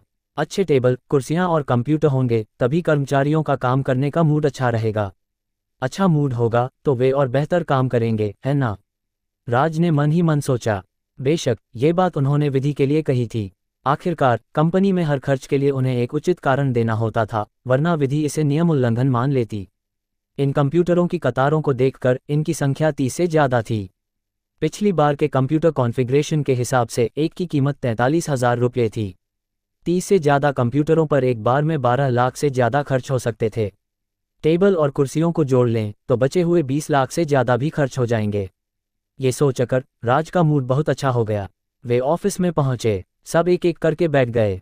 मोहन ने पहले से तैयार चाय परोसी, तीनों को एक एक कप दिया और सावधानी से पूछा, पता नहीं राज जी चंद्रयान स्टूडियोज को कैसे खरीदना चाहते हैं? क्या आपने कीमत 15 लाख तय नहीं की थी? बस 15 लाख में खरीद लेंगे, राज ने हल्के स्वर में कहा। मोहन ये सुनकर हैरान रह गए। राज का जवाब उनके लिए अप्रत्याशित था। वे अभी तक सोच रहे थे कि अगर दूसरी पार्टी कीमत कम करने की कोशिश करेगी तो उसे कैसे संभालना है, लेकिन उन्हें बिल्कुल उम्मीद नहीं थी कि दूसरी पार्टी ने कीमत कम करने की बात ही नहीं की और सीधे तय कीमत पर खरीदने को तैयार थी। कीमत कम नहीं की। वे हैरान भी थे और राहत भी महसूस कर रहे थे, लेकिन जल्द ही उन्हें कर्मचारियों का मुद्दा याद आया। कहीं ऐसा तो नहीं कि दूसरी पार्टी ने कीमत कम नहीं की लेकिन कर्मचारियों के मुद्दे पर उलझाने की सोच रही हो। ये सोचकर उन्होंने थोड़े डर के साथ पूछा, तो राज जी, कर्मचारियों के मुद्दे को आप कैसे निपटाना चाहते हैं? सुरक्षा के लिए उन्होंने अंत में जोड़ा, अगर राज जी सभी कर्मचारियों को रख सकते हैं तो मैं खरीदारी की कीमत में कुछ कमी कर सकता हूं। ये सुनकर राज सिंघानिया का माथा ठनका। उनका असली मकसद था कि कर्मचारियों की मौजूदा व्यवस्था में कोई बदलाव न हो। आखिर अभी की कर्मचारी व्यवस्था कंपनी को घाटे में रख सकती है। अगर कर्मचारियों में कोई बदलाव किया गया और कंपनी घाटे से मुनाफे में चली गई तो क्या ये भारी नुकसान नहीं होगा? बस दूसरी तरफ कीमत कम करने की बात ने उन्हें थोड़ा परेशान कर दिया। क्या पैसे खर्च करना इतना आसान है? मोहन लाल राज की तेवर पर नजर रखे हुए थे। जब उन्होंने राज को भौहें सिकोड़ते देखा तो उनका दिल डूब गया। क्या कीमत कम करना ठीक नहीं रहा, मिस्टर मोहन? राज ने गहरी आवाज में कहा। मोहन ने राज की आवाज सुनकर मुश्किल से एक कड़वी मुस्कान दिखाई। आमतौर पर ऐसी बातों के बाद वही रिजेक्शन के शब्द आते हैं। आखिर उन कर्मचारियों को रखना संभव नहीं हो सका। राज ने मोहन की तेवर पर ध्यान नहीं दिया और बोलते गए, इंसान के लिए सबसे जरूरी चीज है विश्वसनीयता। मैंने अभी कहा था कि कीमत के हिसाब से खरीदूंगा। अगर मैं इसे बदल दूं तो क्या मैं वादा खिलाफी करने वाला नहीं बन जाऊंगा? इसलिए खरीद की कीमत सिर्फ 15 लाख होगी और इसमें कोई बदलाव नहीं होगा। रहा सवाल कर्मचारियों का, तो अभी नए कर्मचारी भर्ती करना मेरे लिए बहुत झंझट का काम है, इसलिए सभी कर्मचारियों को रखो और उनकी पोस्ट में कोई बदलाव मत करो। मिस्टर राज, आप सभी कर्मचारियों को रखने की योजना बना रहे हैं? मोहन की उत्साह भरी बातें थोड़ी अटक रही थीं। उन्हें उम्मीद नहीं थी कि राज ने इतना कुछ कहा और उनका अंतिम निष्कर्ष सभी कर्मचारियों को रखना था। हाँ बिल्कुल, राज ने सिर हिलाया और मोहन को शक भरी नजरों से देखा। उन्हें समझ नहीं आया कि कर्मचारियों को रखने की बात पर दूसरा पक्ष इतना उत्साहित क्यों है। मोहन ने राज की पुष्टि मिलने के बाद जल्दी से खड़े हो गए, राज के पास गए और गहराई से झुककर नमस्ते किया। मिस्टर राज, शुक्रिया। मैं चंद्रयान स्टूडियोज के सभी कर्मचारियों की ओर से आपको धन्यवाद देता हूँ। ये देखकर राज ने जल्दी से मोहन को उठाया। ये मोहन तो 40 से ज़्यादा उम्र के लगते हैं, उनके सामने झुकना तो उम्र कम करने जैसा है। कुछ धन्यवाद के बाद तान्या शर्मा ने जानकारी निकाली और सही समय पर बोली, आप दोनों, अगर शर्तों पर बात हो गई और कोई समस्या नहीं है तो हम कॉन्ट्रैक्ट साइन कर लेते हैं। ये कहकर उन्होंने पहले से तैयार कॉन्ट्रैक्ट दोनों को सौंप दिए। राज ने कॉन्ट्रैक्ट लिया और बिना ज़्यादा देखे सीधे साइन कर दिया। मोहन ने ध्यान से जांचा और जब उन्हें कोई समस्या नहीं दिखी तो उन्होंने भी कॉन्ट्रैक्ट साइन कर दिया। कॉन्ट्रैक्ट साइन हो गया। अब से ये चंद्रयान स्टूडियोज राज सिंघानिया की है। मिस्टर राज, मैं आपको कंपनी के कर्मचारियों से मिलवाता हूँ। इसे औपचारिक हस्तांतरण मान सकते हैं। मोहन ने कॉन्ट्रैक्ट बंद किया, उनके चेहरे पर राहत थी। अब कंपनी और कर्मचारियों की समस्या सुलझ गई थी। हस्तांतरण पूरा करने के बाद वह निश्चिंत होकर जा सकते थे। ठीक है, राज ने सिर हिलाया। कर्मचारी ऑफिस क्षेत्र, सब लोग कृपया जो कर रहे हैं उसे रोक दें, मुझे कुछ घोषणा करनी है। मोहन ऑफिस क्षेत्र में आए, तालियां बजाईं और जोर से बोले। उनकी आवाज़ सुनकर सभी कर्मचारियों ने सिर उठाया। सबको कंपनी की समस्याओं की जानकारी है। मैं आप सभी का बहुत शुक्रगुजार हूं कि कंपनी की मुश्किलों के बावजूद आपने अब तक डटकर साथ दिया। लेकिन आज के बाद मैं आप सभी का नेतृत्व नहीं कर पाऊंगा। अब से कंपनी को मेरे बगल में खड़े मिस्टर राज सिंघानिया संभालेंगे, मोहन ने कहा और अपनी हथेली बढ़ाकर अपने बगल में खड़े राज की ओर इशारा किया। ये सुनकर सभी कर्मचारियों ने मोहन के बगल में खड़े राज को देखा। उनकी आंखों में उत्सुकता थी। सबको नमस्ते, मैं राज सिंघानिया हूँ। ज्यादा चिंता न करें, पहले जैसे काम करते थे वैसे ही आगे भी करते रहें। राज ने कई कर्मचारियों की नजरें देखीं और हाथ बढ़ाकर अभिवादन किया। मोहन चुपचाप एक तरफ खड़े रहे, राज के आगे बोलने का इंतजार करते हुए। लेकिन काफी देर तक इंतजार करने के बाद भी कुछ और नहीं आया। क्या बस ये 2 वाक्य? आमतौर पर क्या नहीं बोलना चाहिए, जैसे कि सब मिलकर काम करें, एक साथ लड़ें, वगैरह। मिस्टर राज का काम करने का तरीका वाकई अनोखा है। उन्होंने मन ही मन आह भरी, फिर आगे बढ़े और फिर से बोले, सब लोग तालियों के साथ स्वागत करें।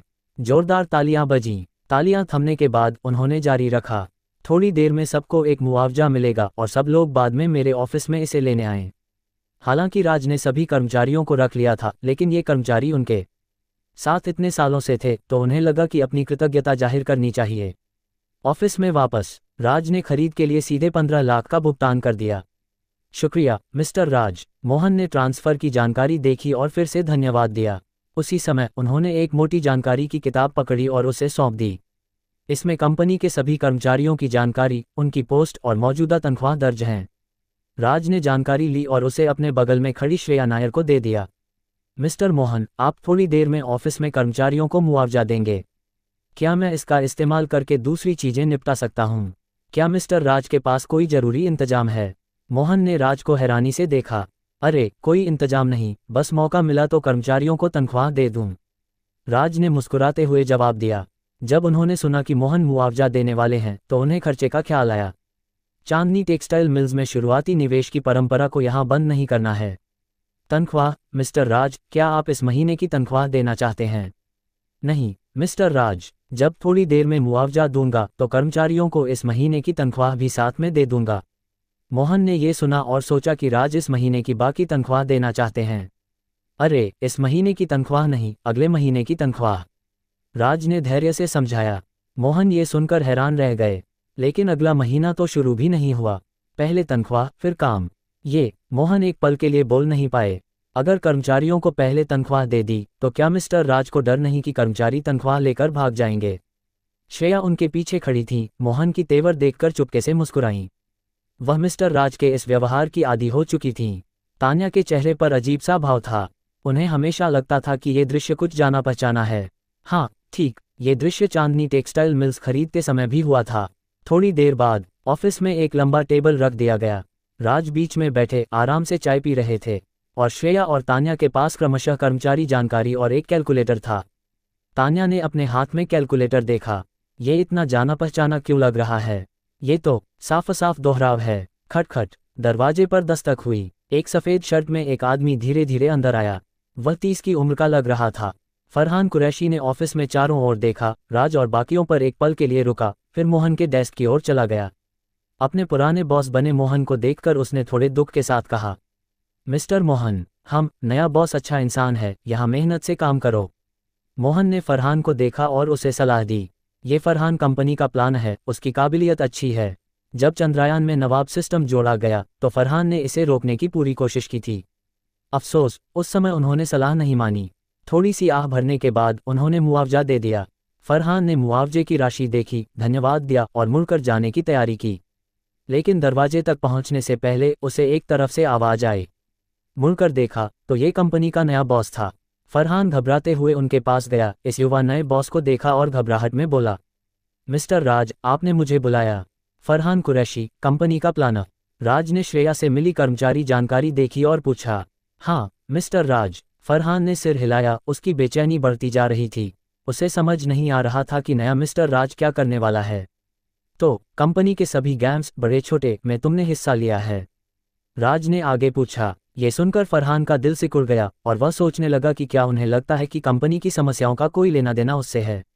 लेकिन ये गलतफहमी है। हालांकि वह प्लान है, लेकिन कंपनी के सारे फैसले मोहन और जुबिन रॉय लेते थे। उसके कई सुझावों को स्वीकार नहीं किया गया। अगर कंपनी का अच्छा ट्रीटमेंट न होता तो वह कब का नौकरी बदल चुका होता। वह कुछ समझाना चाहता था, लेकिन सोचने के बाद उसने हार मान ली। आखिर मिस्टर मोहन ने उसके साथ अच्छा व्यवहार किया था। इस समय कुछ बुरा कहने की जरूरत नहीं थी।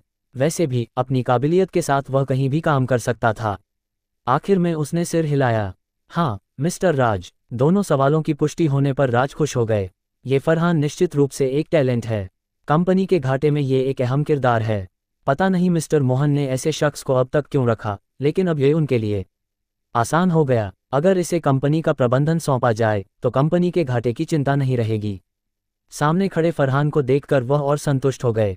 मुस्कुराते हुए बोले, हाँ, मैं भविष्य में कंपनी में ज़्यादा नहीं आऊँगा, इसलिए तुम्हें कंपनी का मैनेजर बना रहा हूँ।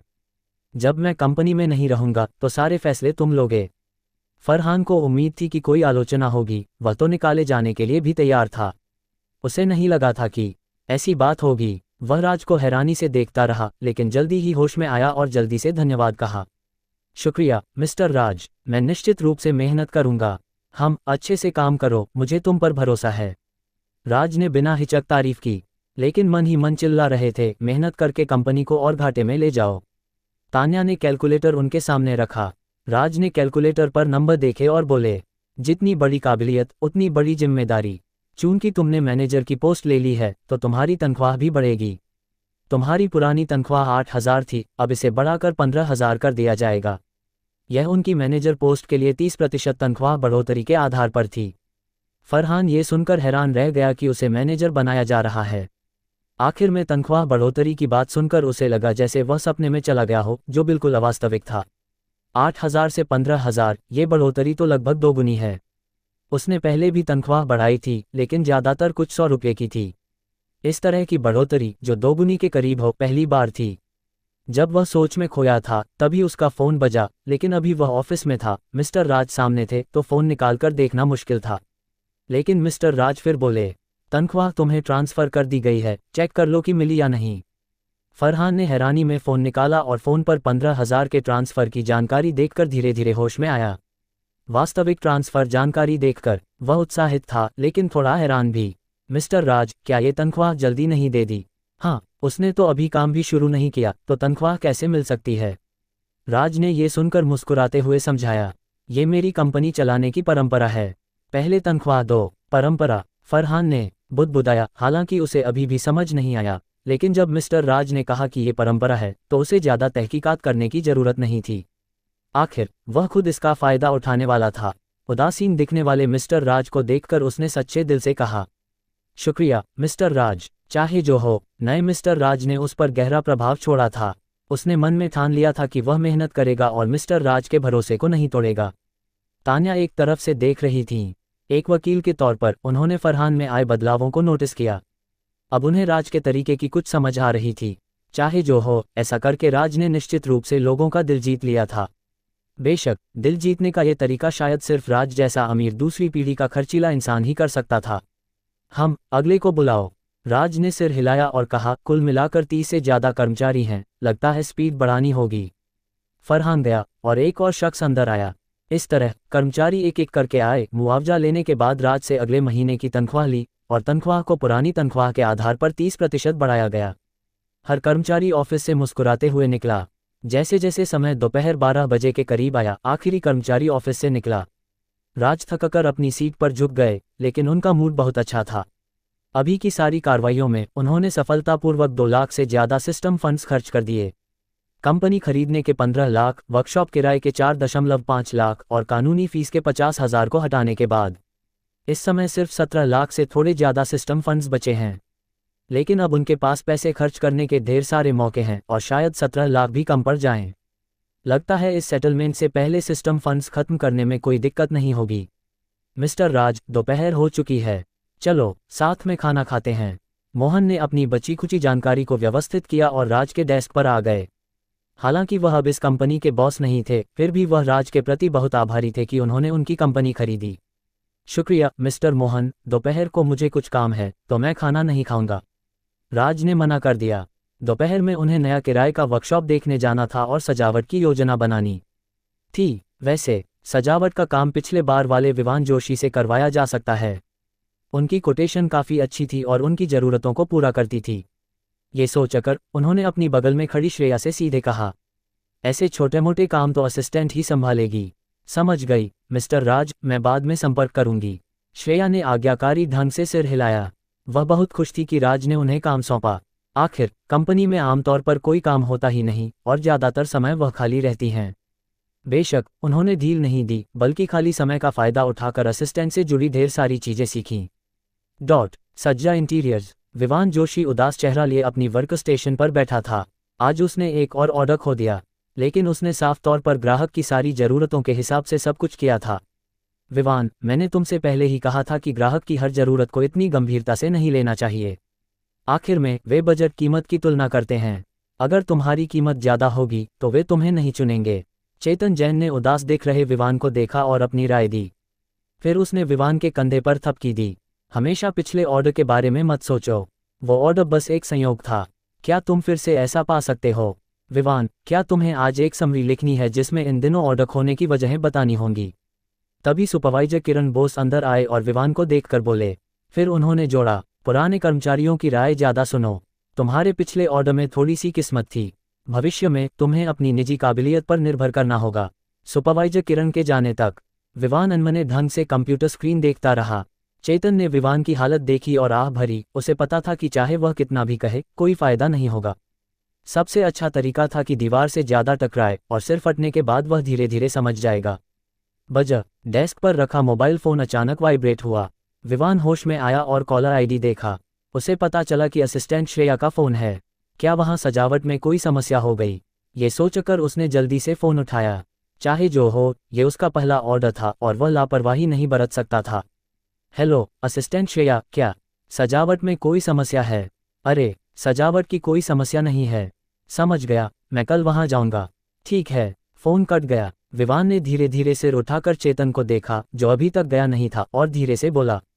चांदनी टेक्सटाइल मिल से फ़ोन आया था। उन्होंने कहा कि एक कर्मचारी डॉमेट्री और ऑफिस को रिनोवेट करना है और मुझे कल वहाँ साइज नापने जाना है। सीधे फ़ोन किया, सजावट वेबसाइट पर किसी को नहीं ढूंढा। चेतन ने एक अहम सवाल पूछा। अगर दूसरी पार्टी ने सीधे विवान से संपर्क किया तो ये ऑर्डर अभी सिर्फ विवान के लिए है। अगर डिज़ाइन और बजट दूसरी पार्टी की उम्मीदों पर खरे उतरते हैं तो ये ऑर्डर पक्का है। उसके साथ भी ऐसे ऑर्डर हुए थे। अक्सर कोई पुराना ग्राहक उस पर बहुत भरोसा करता था और फिर उसे अपने दोस्त से मिलवाता था। लेकिन ऐसी स्थिति कम ही होती है और शायद साल में एक बार भी ना हो। क्या विवान को अपने पहले ऑर्डर में ऐसी स्थिति मिल गई? चेतन ने विवान को और ज़्यादा ईर्ष्या से देखा। कहना चाहिए, ये लड़का वाकई किस्मत वाला है। पता नहीं, विवान ने सिर हिलाया। उसने इस सवाल के बारे में कभी नहीं सोचा था, तो उसने पूछने की जहमत नहीं उठाई। कल पता चल जाएगा। तुम्हें अकेले फ़ोन करने की संभावना बहुत ज़्यादा है। तुम अकेले हो, इसे अच्छे से पकड़ो, ये तुम्हारा दूसरा ऑर्डर हो सकता है। चेतन ने विवान के कंधे पर थपकी दी और उसकी आवाज़ में थोड़ी ईर्ष्या थी। ये कहकर विवान के जवाब का इंतजार किए बिना वह मुड़कर चला गया। रात में जयपुर यूनिवर्सिटी, लड़कियों का डॉमेट्री। श्रेया, क्या तुम दिन भर बस यही काम करती हो? जारा खान बिस्तर पर पालथी मारकर बैठी थीं, एक हाथ में शीशा पकड़कर मेकअप हटा रही थीं और हैरानी से बोलीं। उन्हें लगा था कि श्रेया की तनख्वाह इतनी जल्दी 8,000 तक बढ़ गई तो काम का बोझ बहुत ज़्यादा होगा, लेकिन उन्हें नहीं लगा था कि वह बस बॉस के साथ इधर उधर जाएगी और कुछ कॉन्ट्रैक्ट साइन करेगी। बस इतना ही। अगर मैं कुछ काम ढूंढना भी चाहूँ तो मिलता नहीं।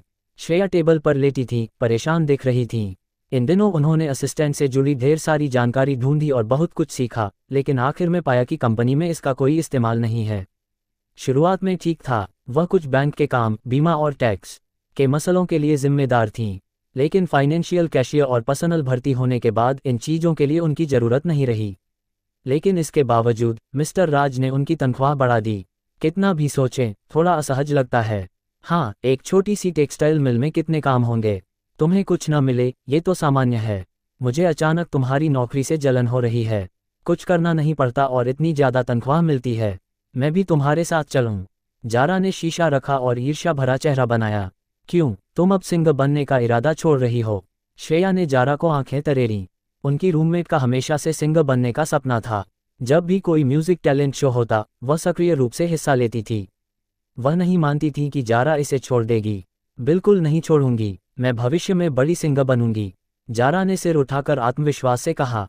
फिर जैसे उसे कुछ याद आया, उसने श्रेया को देखा और बोली, मुझे याद है, मैंने पहले एक ड्रामा देखा था जिसमें असिस्टेंट बॉस के खाने, कपड़ों, रहने और आने जाने का ख्याल रखता था, बॉस के लिए सही कपड़े चुनता था और टाइम मैच करता था।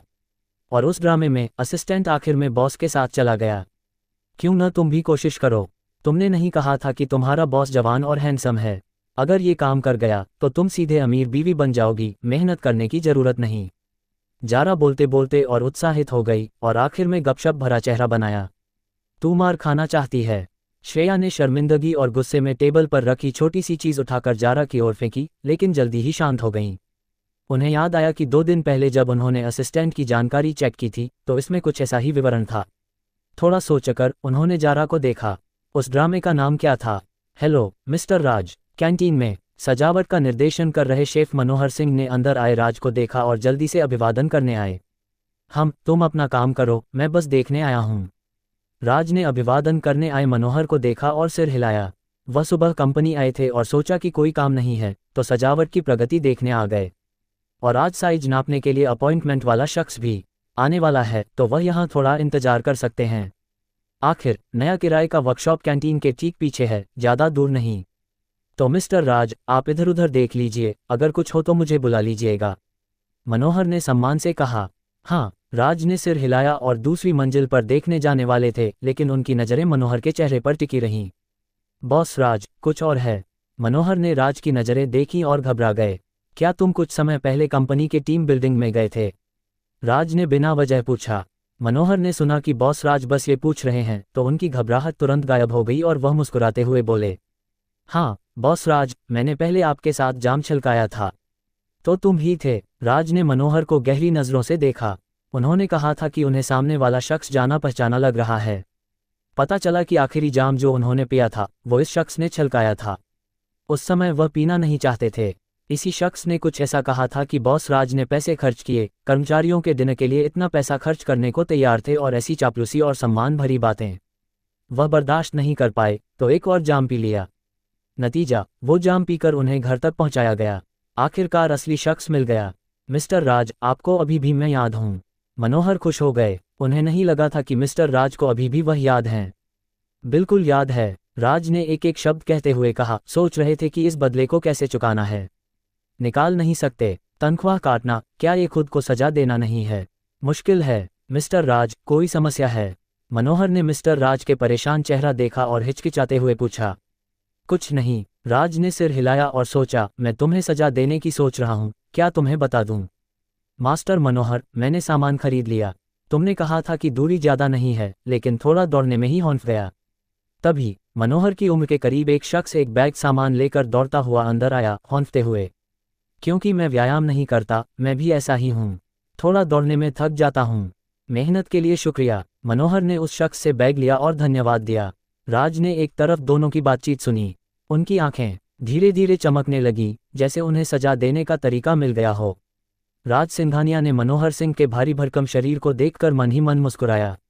वे तेज कदमों से कैंटीन में पहुंचे और सजावट का काम कितना हुआ ये जांचने लगे।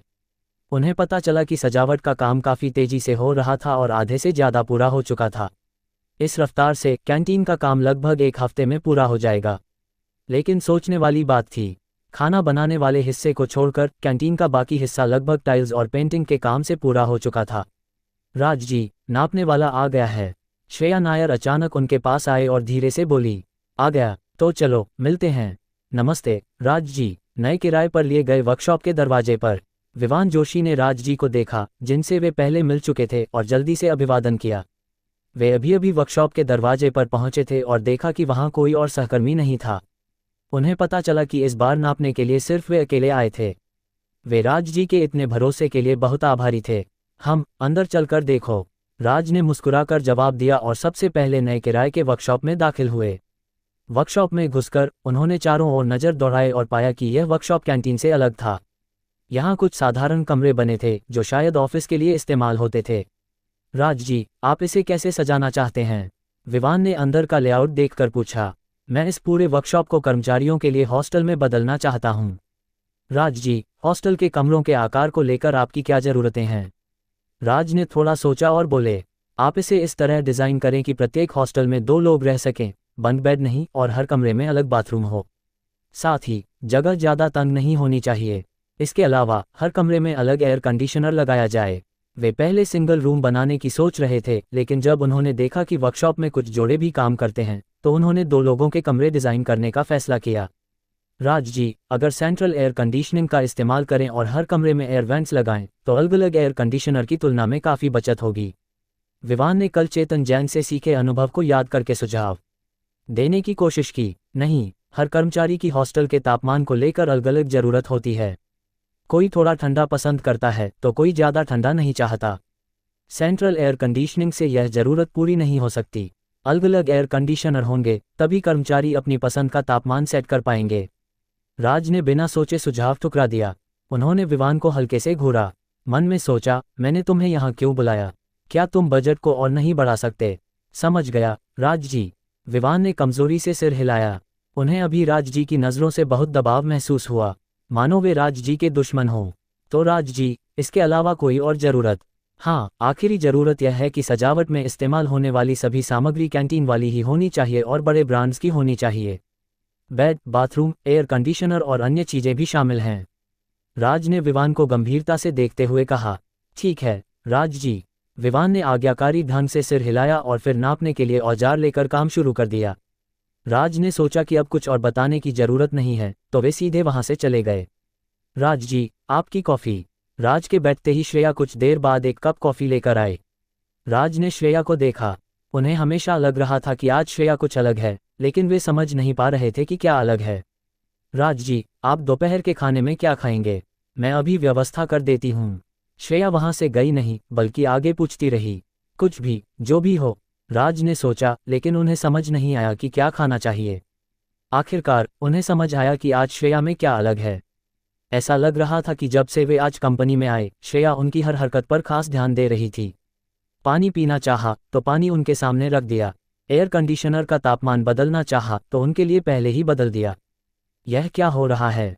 राज हैरान होकर श्रेया को देखने लगे, जो अपने वर्क स्टेशन पर बैठी थी। उन्हें समझ नहीं आया कि अचानक वह ऐसी क्यों हो गई। थोड़ा सोचने के बाद उन्हें थोड़ा बेचैन महसूस हुआ। श्रेया, राज जी, क्या बात है? उनके बुलाते ही श्रेया तुरंत उनके पास आ गई। राज ने पास आई श्रेया को देखा और थोड़ा सोचकर अपनी बात रखी।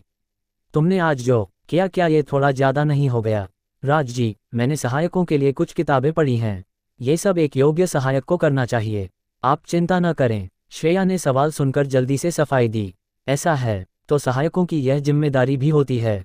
श्रेया की बात सुनकर राज को आखिरकार राहत मिली। ये सहायक रखना वाकई सही रहा।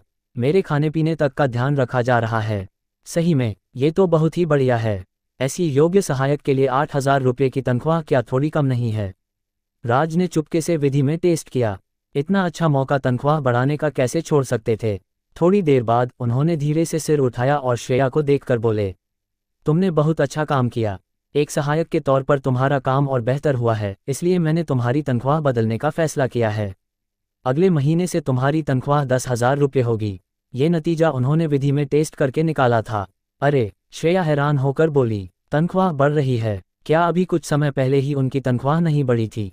अगले महीने की तनख्वाह अभी मिली भी नहीं और अब फिर से 2,000 रुपये की बढ़ोतरी हो रही है। यह श्रेया को समझ नहीं आया कि इस समय अपनी खुशी को कैसे बयां करें। उन्हें थोड़ा अवास्तविक सा लग रहा था और उन्होंने ये सब सिर्फ एक सहायक के कर्तव्यों को पूरा करने के लिए किया था। तनख्वाह बढ़ाने की बात तो उन्होंने सोची भी नहीं थी। राज जी, मैंने ये सब तनख्वाह बढ़ाने के लिए नहीं किया। मुझे पता है, लेकिन एक बॉस के तौर पर तुम्हारी काबिलियत बड़ी है तो तनख्वाह बढ़ना स्वाभाविक है। सिर्फ तुम्हारी नहीं, बाकियों की भी। राज ने गंभीरता से कहा, श्रेया को मना करने का मौका नहीं दिया। धन्यवाद राज जी। श्रेया ने राज जी के गंभीर चेहरे को देखा और बहुत भावुक हो गई। वैसे क्या मैं तुम्हें कुछ काम सौंप दूं? राज को अचानक याद आया कि उन्होंने कैंटीन में एक सजा का तरीका ढूंढा था।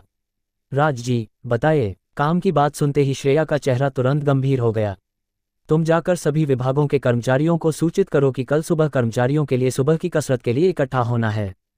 ठीक है, श्रेया ने सिर हिलाया। भले ही उन्हें नहीं पता था कि राज जी कर्मचारियों के लिए सुबह की कसरत क्यों करवाना चाहते हैं, लेकिन अगर राज जी ने ऐसा कहा तो उनका कोई ना कोई इरादा जरूर होगा।